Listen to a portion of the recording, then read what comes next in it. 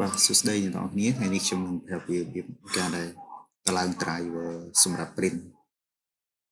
បាទបើសិនជាអ្នកនរគ្នាអត់បានតម្លើង driver សម្រាប់ print ទេវាអាចឲ្យសិន computer connect ទៅជាមួយនឹង machine print បានទេអញ្ចឹងជំហានដំបូងយើងត្រូវតែទៅមើលបាទនេះគឺ map machine print របស់យើងបាទយើងមើល map machine print របស់យើងហើយបន្ទាប់មកយើងវាយពាក្យថា download driver option បាទបើម៉ាកផ្សេងអ្នកឲ្យដាក់ម៉ាកផ្សេងចុះបាទសាមញ្ញជំព្រៀងខ្ញុំបែបនេះអញ្ចឹងយើងដាក់បែបហ្នឹងអូខេអញ្ចឹងដល់ពេលយើងវាយហើយយើងចុច enter មកវិញប្រចាំបើអ៊ីនធឺណិតទៅបើអ៊ីនធឺណិតបើអ៊ីនធឺណិតសិនយើងត្រូវការអ៊ីនធឺណិតដើម្បី download អញ្ចឹងចូលទី2នេះ support ឬក៏បងប្អូនគ្នាចុចយកទី1បានហើយយើងចុចយកទី1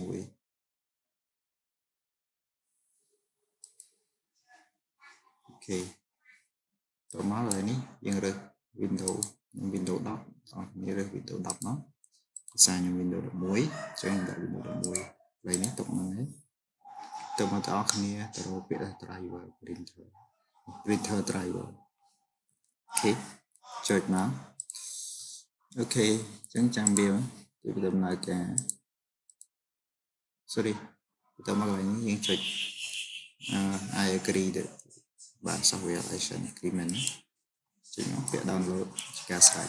អញ្ចឹងវាដំណើរការយើងអូមួយទៀតអ្នកនរគ្នាត្រូវតែមានកម្មវិធីនេះមួយទៀតសម្រាប់ extract វាចេញគឺណានេះវាវាយបែបនេះបាទ WinRAR បាទអញ្ចឹងវាឃើញទេ WinRAR អញ្ចឹងអ្នកគ្នា download កម្មវិធីហ្នឹងមួយមកដើម្បីយើង extract file យើងចុច download នេះមកអូខេឬក៏ទាំងអស់គ្នា download ណាក៏បានដែរអត់បានកម្មវិធីហ្នឹងមកបន្ទាប់មកយើងចូល file របស់យើងចុច download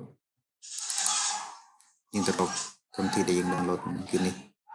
អញ្ចឹងកន្លែងនេះអ្នកនរគ្នាចុច extract file វាមកចុច WinRAR ចុច extract here ក៏បាន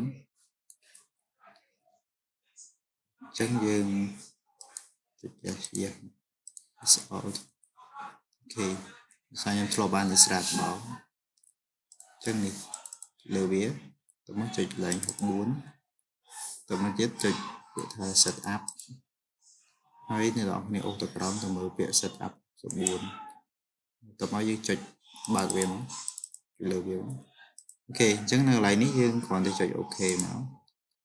បាទចុចភាសាឬអង់គ្លេសអញ្ចឹងចុចយក agree អូខេអញ្ចឹងទីនេះយើងឲ្យ detect printer remotely configure port អញ្ចឹងកន្លែងនេះគេឲ្យភ្ជាប់គ្នាបាទ connect គ្នា printer ជាមួយនឹងcomputer របស់យើងទី1គឺ network អញ្ចឹងបើបងប្អូនគ្នាមានអ៊ីនធឺណិតឬក៏ machine print បងប្អូនគ្នាមានអ៊ីនធឺណិតប្រើ wireless អញ្ចឹងចុចទី1នេះក៏បានហើយបើនេះយើងដាក់ខ្សែ USB អញ្ចឹងតោះមកយើងចុច OK អូខេបន្ទាប់មកយើងទៅដោត USB មកយើងដោតសម្ពាធរបស់យើងអូខេតោះមកបើក machine print របស់យើង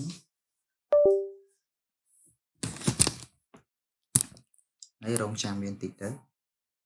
អញ្ចឹងវាដំណើរការហើយអូខេ yes ឥឡូវវាដាក់ថានេះ printer driver installation and port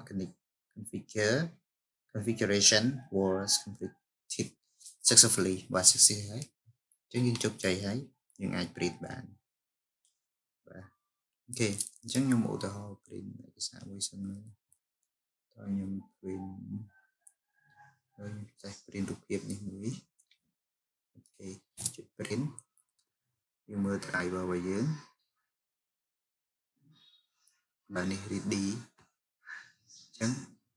នេះគឺ driver ដែលយើង master មិញមួយទៀតយើងអាចតម្លើង